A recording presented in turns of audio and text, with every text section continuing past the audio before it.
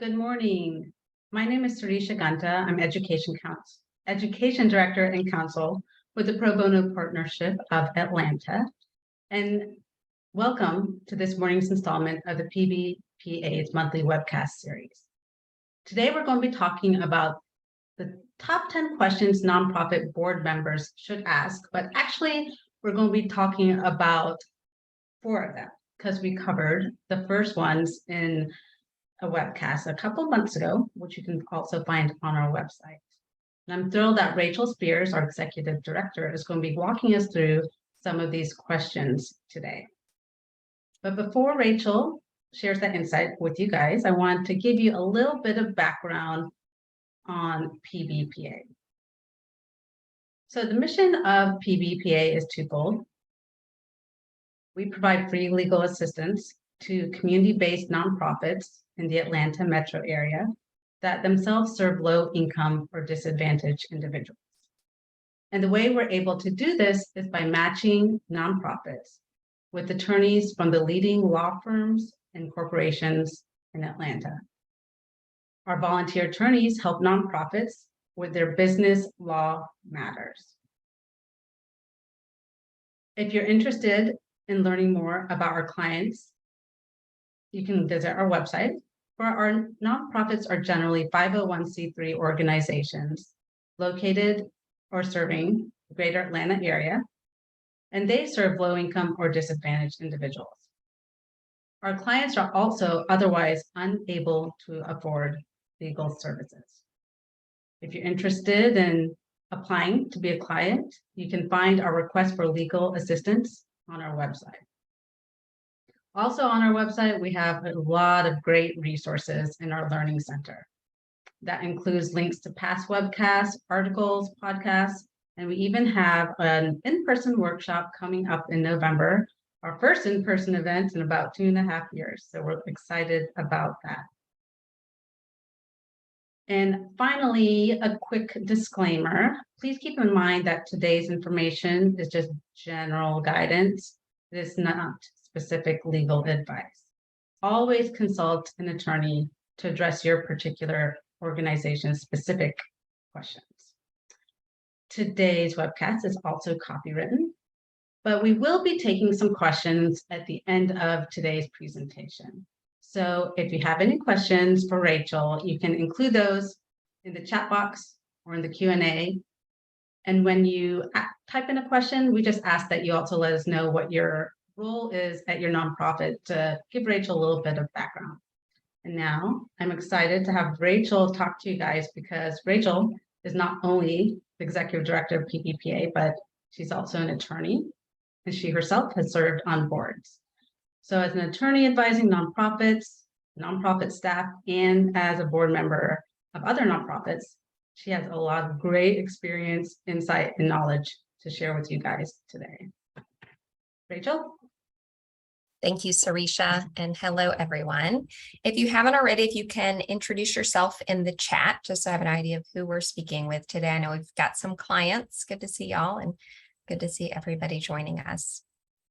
So first of all, as Sarisha mentioned, this is part 2 of a webcast that we did about 2 months ago. I actually include a link at the end of this webcast. So if you haven't watched it, I encourage you to go back and view that as well, because this is just an add-on to that. But I did want to start with kind of the same introduction as I did the last time and start by telling you the name of this. I think it's top 10 legal questions nonprofit board members should ask, but it's really anybody involved in running a nonprofit can ask these questions as a way to avoid legal problems in the future. So I welcome the executive directors joining us and encourage you to share this with your board as well. So we're going to cover top 10, and I snuck in a few extra in here, but there are a lot more questions in this, obviously. This is just questions that seem to come up a lot that I think you can really benefit from being aware of, but obviously we can't cover every possible legal issue that comes up. Some of the ones we covered in the first webcast were employment, which is a really big one. Watch it, the first webcast for that, if anything else. We also covered some of the IRS regulations, risk management, corporate governance, but we're going to talk a little bit more about those things today and also add information about state tax, especially sales tax and fundraising. So next slide.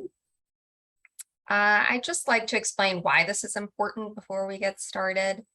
These are compliance issues that your organization, you're focused on your mission, you're focused on your good work. Unfortunately, that's not enough. There are a lot of laws and regulations that cover your organization because you're a 501c3 tax exempt organization, both because you're a nonprofit corporation, because you're basically a small business and employer. There's just a lot to keep up with. I can relate to you as an executive director of a nonprofit, even one that's supposed to know all this stuff. Sometimes I get surprised. So don't feel like you're alone in this. As Sarisha mentioned, we have an incredible website with information that you can take advantage of. And for those that are clients of Pro Bono Partnership, of course, reach out to your staff attorney for assistance on all these things. The goal of this is really just to identify areas where you might need to get more information. And just to warn you kind of what can go wrong if you are found not to be in compliance with some of the things we're talking about today. You can definitely face fines and penalties from the IRS. We talked about some of those in the first webcast. Those can really add up and you want to avoid those. Also, the Georgia Department of Revenue, the Georgia Department of Labor, the U.S. Department of Labor, when you get into some of those employment issues, they can cost you can lose a lot of revenue to that sort of thing. Next, today we're going to talk about theft or embezzlement, and that can result in significant loss of revenue to the organization. It can also result in real damage to your reputation, which can further, cause you to lose donors and grants. That happened to one of our clients, where an employee stole money from the organization. I think it was about $40,000, but as a result of that, they lost $1 million grant. So consequences can be devastating with that. Lawsuits, we talked about lawsuits with the last webcast, but that can not only result in loss of revenue, but be a real distraction for the organization. There's some of these things that do result in criminal penalties. That's probably less likely than some of these other things, but should be enough to get your attention. And then we talked about loss of grant or donors. And then finally, kind of the death knell for nonprofits if you lose your tax exempt status. So next slide. All right, so we are up to question 7. Do we have the financial policies that we need with the appropriate internal controls? I like to start with the next slide and share with you. For this, I like to give a little example, recent example from the media where you've had theft or embezzlement of a nonprofit. I never have a hard time finding these. There was another one that came out this week. Unfortunately, this is not uncommon. It's also not uncommon among our clients. We have had to deal with this with our clients. Sometimes it's an employee. I've seen a board member, a really involved volunteer who have stolen significant amounts of money from the organization. And the important thing for you to know is there are steps that you can take to really help prevent this. You can't rely, even if you get audited, you can't rely on that to catch this all the time. But there are things that your organization can do to try to avoid it. So next slide. The first thing I recommend, really the most important thing, is to get some good financial policies in place at your organization. This is something that we help with at Pro Bono Partnership.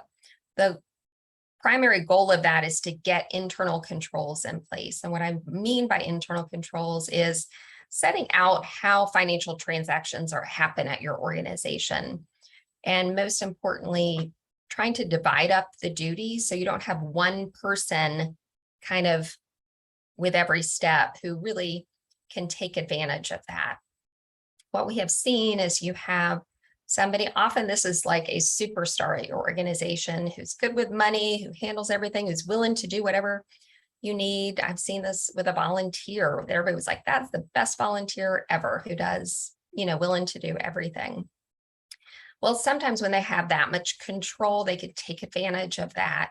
Not saying everybody, but the people that it's happened with, everyone's been surprised every time.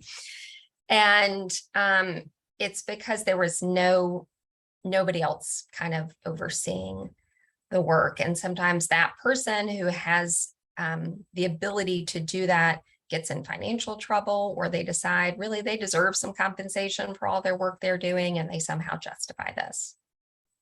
So again, the goal of these financial policies is to set it up where multiple people have different roles when it comes to the financial transactions, so it's possible to spot any potential issues or red flags.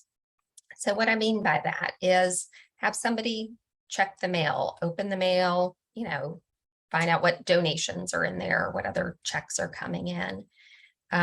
Maybe you want to have somebody else to make the deposits into the account, and then even another person doing the bookkeeping or checking the reconciliations. As much as you can divide that up, it's going to be helpful. Now, this can be tricky if you're a small nonprofit without a lot of staff or any staff, and you're just have volunteers doing that. But it's still important to do. When it was just me at Pro Bono Partnership of Atlanta, we did have our board treasurer was involved. We did hire a part-time person that could help with some of the roles, but even if you have 3 people, that's probably enough to do a really good job dividing up those duties. We've fortunately been able to engage an external bookkeeper, so that's even another person that has some involvement. But one important thing for us is our treasurer gets all bank statements, all credit card statements, and all reconciliations, and is able to review those and ask questions. So we've got a great recent webcast on this. We've also got some other information on our webcast. I encourage you to check that out and add that to your list of things to do at your organization if you haven't already. Next slide. All right. I want to talk about the laws around reporting abuse. This isn't going to cover every nonprofit, but it's going to cover a lot of our clients, especially those that work with children. So next slide. The Georgia Child Abuse Reporting Act requires that any organization that works with children, that's going to be a lot of nonprofits, they need to, their employees and their volunteers, as of 10 years ago, that was added on, are required to report any suspicions of child abuse. They are mandatory reporters under this law, and there are penalties for not complying with that. What that means is that your organization, you're going to have policies and procedures for reporting child abuse. There are timelines that you have to meet to do the reporting, and you don't want to be wasting time trying to figure out who needs to report internally and then how to report externally. Have all that in place. In addition, you want to make sure to train your employees and your volunteers, because they're covered too, on child abuse, on identifying child abuse, and how to comply with those reporting laws. Really encourage you. There's some good, we've got an article on our website, but there's some good resources out there for training and other things at your organization, so take advantage of those. Next slide. So in addition to child abuse reporting, Georgia has a law for reporting abuse of disabled adults and elder persons. Now, unlike the child abuse reporting statute, this isn't quite as broad as who it covers, but if you work with disabled adults and elder persons, you will likely have employees at your organization who are mandatory reporters. This law does not cover volunteers, but it's probably going to cover some of your employees. So you want to make sure you also have training and policies and procedures in place for that. And we've got an article on that as well. Next slide. All right, I snuck in another question here. Somewhat related. If you're covered by open records and open meetings laws, do you know how to follow them? So not many of our clients are covered by this, but if you are, it is super important to be prepared and know what you're required to do. Let's talk first about who's covered. Next slide. So the open meetings laws, and it's pretty much the same for the open records laws. They apply to first of all, any organization that performs a public function. So something that the government would otherwise be doing that a nonprofit has taken on, that's going to mean they're going to be covered by those same open meetings requirements as if they were a government. So the best example of this I have is Piedmont Park Conservancy. That was actually the subject, I believe, of a lawsuit around this. They were found to be covered because they manage Piedmont Park, which is something normally the city of Atlanta would do. They have outsourced that to Piedmont Park Conservancy, so now they are covered by the open meetings laws. Also applies to any organization that receives more than 1/3 of its funding from state or local tax revenues. Now, this is not grant funding. This is not government grants. This is a direct allocation of resources, of taxes to your nonprofit. So it's not going to cover many organizations, but I think the big case on this was a rape crisis center that did get a direct tax allocation. They were found to be covered. So if you have any concern that you might be covered by these, do a little research and find out. For open meetings laws, that's going to require, if you're covered, to notify the public of your meetings and have meetings open to the public. Now, there are exceptions if part of your meeting is going to cover personnel issues or a property sale or something that you need to keep confidential. You can keep part of the meeting closed, but for the most part, your meetings are going to be open to the public. You're going to have to disclose your meeting minutes. Next slide. Now, open records, I think, is probably even more onerous. This means that anybody can ask to get copies of your records. It's going to be treated just the same as if they were government records. And if you are covered by this, you really need to be prepared because there are timelines by which you need to respond to these requests. You have to, provide copies to them. You can charge for the copying, but this could take a significant amount of staff time. So you really need to be ready. Also, there are people who abuse this, in my opinion. And, if they have a problem with their organization, can really bombard you with requests. So again, find out if you're covered, and if so, set some systems up in place in case you get requests. And we've got an article on this.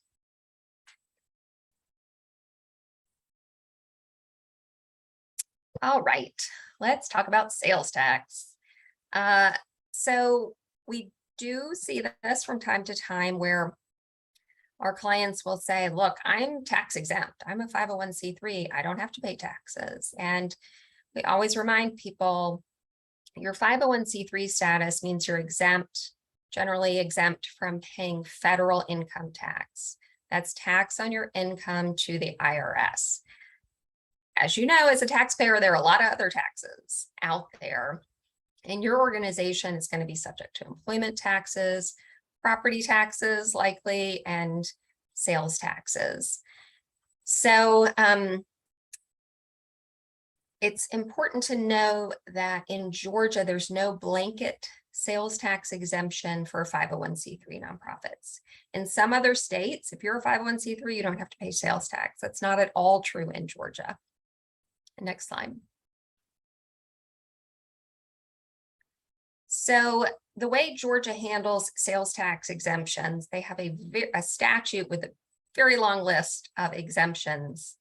And some of those exemptions are for specific types of organizations, and some are for specific types of transactions. Now, for organizations, there are some nonprofits that are exempt. Hospitals, I think private schools, and a really specific set, I think adoption agencies, blood banks. But I have found that almost none of my clients are eligible for sales tax exemptions because they're so specific. So first, find out if you are one of those organizations. If you are, you need to get an actual exemption letter from the Department of Revenue confirming that. The other way is if you fit one of these exemptions for a specific types of transaction. It's a really weird list, I guess, depending on what lobbyists can get through the state legislature of the types of transactions that are going to be eligible. But again, I rarely see that any of our clients qualify for them. But you could take a look at the list, see if there's anything that y'all might be able to take advantage of. Otherwise, you, like us and most nonprofits, are going to be subject to sales tax. Next slide. And if you are subject to sales tax, you're going to have to pay sales tax on everything you purchase, and you're going to have to collect sales tax on everything you sell. So paying, just so you know, if somebody says, oh, do you have to pay sales tax? You know, you're a nonprofit, you're probably, yes, going to have to pay sales tax. And with collecting sales tax, this often, you know, you might be a nonprofit that sells t-shirts or, you know, items on your website, and you're likely going to have to collect sales tax on those. But just a lot of nonprofits have sales tax come up when it comes to fundraising activities. If you have fundraising events, fundraising items that you sell, auctions, sales tax applies to all of that. I added some links in here because the Georgia Department of Revenue, recognizing there was a lot of confusion about when nonprofits have to collect sales tax, has issued some new guidance on this. And we've got some resources I encourage you to check out. I can tell you that you do have to collect sales tax on any auction items, silent auctions, raffle tickets. For admission fees, like tickets to events, it depends on the type of event.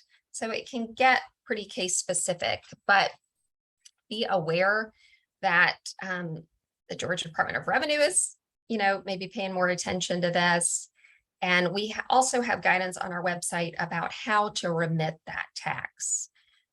Even if you only have one event a year, it kind of walks you through what you need to do to send that tax, to determine the tax and then send it to the Department of Revenue. Good idea to get some help on that. Next slide. All right, we are already up to question number 10. So, are we following all of the state and federal regulations around fundraising? Unfortunately, a lot. So there are lots. I've packed a lot into this question too. Next slide. I'd like to start by talking about this tax court case affecting the Durtons. Now, the Durtons are a couple that were active with their church, and they were faithful tithers to their church. They were given about $2,000 each month to their church, and they got audited, and the IRS asked to see all of their records. And they shared a letter from the church, you know, acknowledging their donation for that year. And the IRS came back and said, thank you for this letter, but it's not sufficient because it doesn't include the required language. And the required language in this case would have said something to the effect of, you've received nothing in exchange for this donation. When it comes to churches, it usually says something to the effect of, other than intangible religious benefits, you've received no goods or services in exchange for this donation. Well, the church didn't have that in the letter. The IRS said that wasn't sufficient.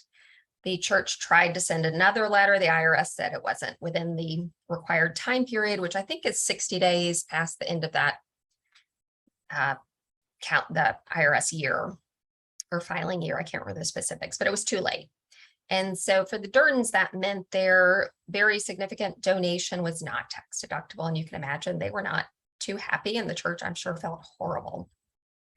So next slide, the first thing y'all need to be careful about is making sure you're sending the proper acknowledgements to donors. We have a really good guide on our website for acknowledgements. I encourage you to keep that handy, because it's going to show you what language should be in that acknowledgement.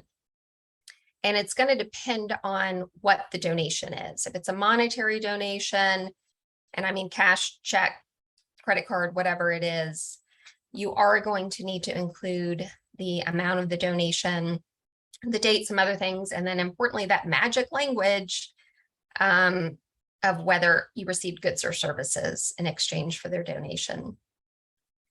Let's skip to quid pro quo, I always have a hard time saying that, quid pro quo contributions. That means that someone makes a donation to your organization, and in exchange for that donation, they receive something of value, such as a ticket to a gala where they get food and drinks and entertainment. You are going to be required to determine the fair market value of everything they receive in exchange for that donation. And then your acknowledgement is going to need to lay that out. So let's say your gala tickets are $100.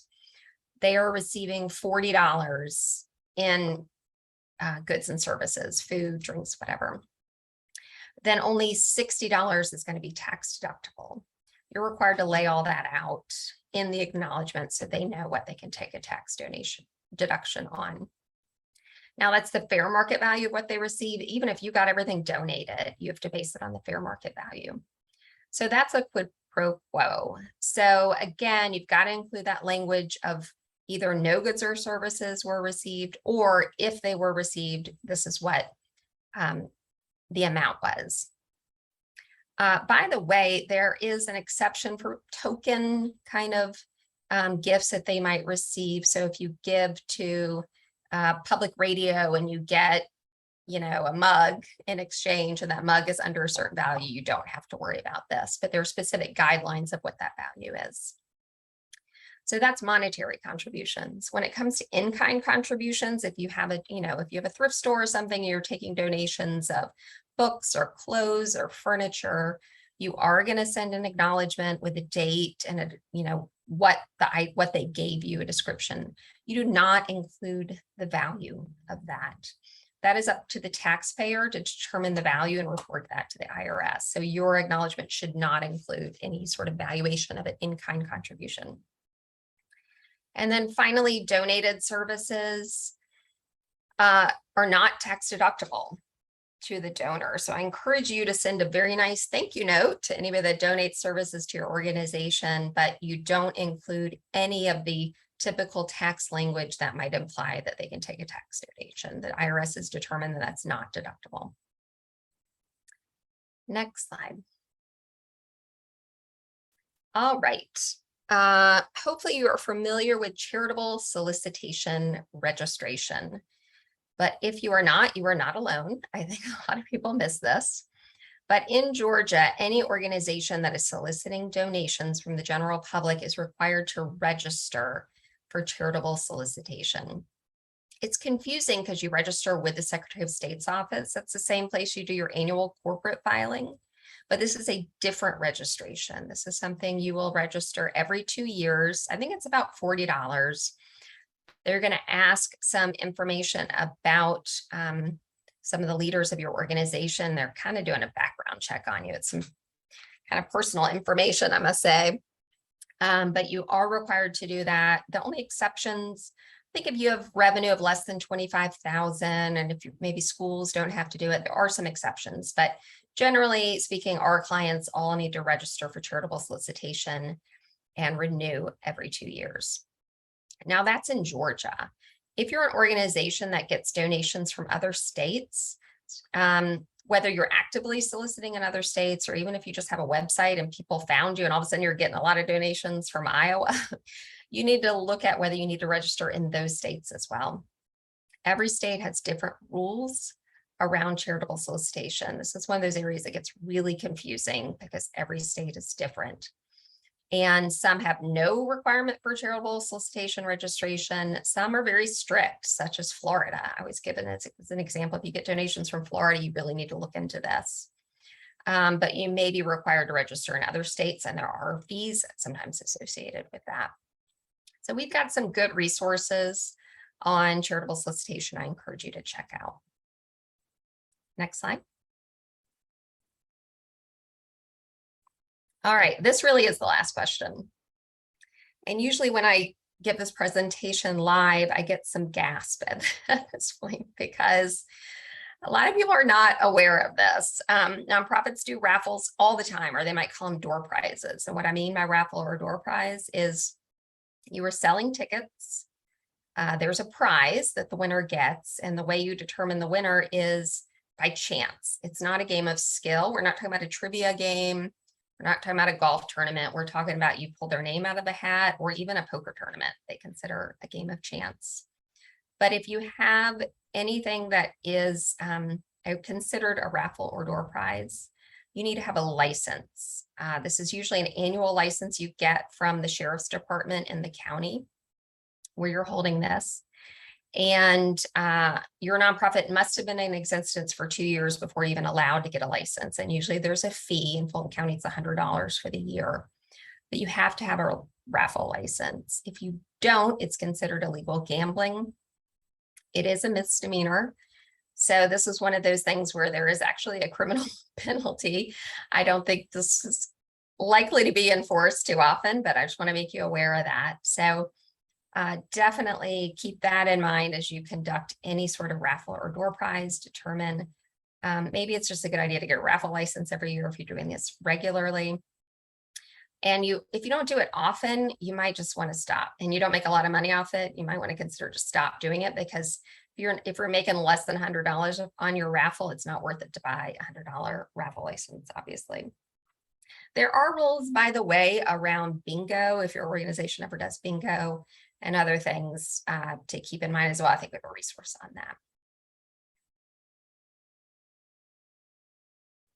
All right, we made it through the 10 questions. So I'm going to take questions from y'all. But first, just a reminder that we cover the first part in our, the first 6 questions in the first part of this webcast. So Sarisha, I'll let you cover the questions or ask me. We have one great question here already related to corporate sponsorships. Are corporate sponsorships considered to be donations, and therefore do they require an acknowledgement? That is a really good question. There are specific rules about corporate sponsorships. I didn't cover it in this webcast, but we've got some good, keep referring to our website. We have some good resources on our website for sponsorships and rules around that and what acknowledgements you need to give them. None of those should prevent you from getting sponsorships. You just need to be mindful of kind of what benefits you're providing to them and how much of a tax deduction they're going to be able to take. So yeah, that is definitely a donation you'll need to be checking on. And another question is, I guess a question a board member might have is, what do they do if they need to remove another board member? So we didn't really cover that today, but I will tell you in general, you need to look at your bylaws and see what they say about removing board members. It might say something to the effect of, if they don't attend a certain number of meetings, then they can be removed. They might be able to be removed by a majority or all of the other board members. So check your bylaws. If the bylaws don't say anything, I'm not sure what the Georgia nonprofit law, the code says about removing board members, but I would check there next. And another question we have, once again related to donations, if a donor makes a donation online and through that online portal there is a fee charged, can that fee be considered to be tax deductible? Good question. I got to think about this, because sometimes, so if you make a donation to Pro Bono Partnership, $100 donation, usually there's a fee taken out of that. So Pro Bono Partnership is going to get $95, let's say, of that amount, but usually they give the donor the option of paying that as well. So the donor has chosen to cover that. So I don't know the answer to that off the top of my head, because it's not going to the organization directly. That's a good question. Maybe we can get back to you on that one. Yeah, I think that is oftentimes covered in kind of, if you look a little bit at the fine print on the donation website too. I think that's usually covered there. So that might be another consideration. And so far, those are all the questions we have, but there was one other question that came in our pre-registration, Rachel, that is a little outside scope, but just wanted to see if you had any thoughts to share is, should board members be involved within the community as a representative of the nonprofit? I'm not sure what that question is getting at exactly, but to me, it's less of a legal question and more an acknowledgement that if you're a board member of a nonprofit, you are automatically a representative of that organization in the community. And that's something to keep in mind, because one of your roles as a board member is looking out for the interests of the organization, you know, protecting their resources, promoting the organization in my mind. So again, I don't see that as a legal question, but I do believe that.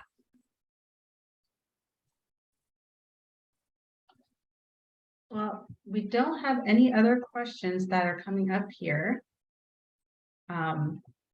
So with that, we can wrap up, and if any of our viewers have a question that they would still like to share with Rachel, feel free to pipe in with that.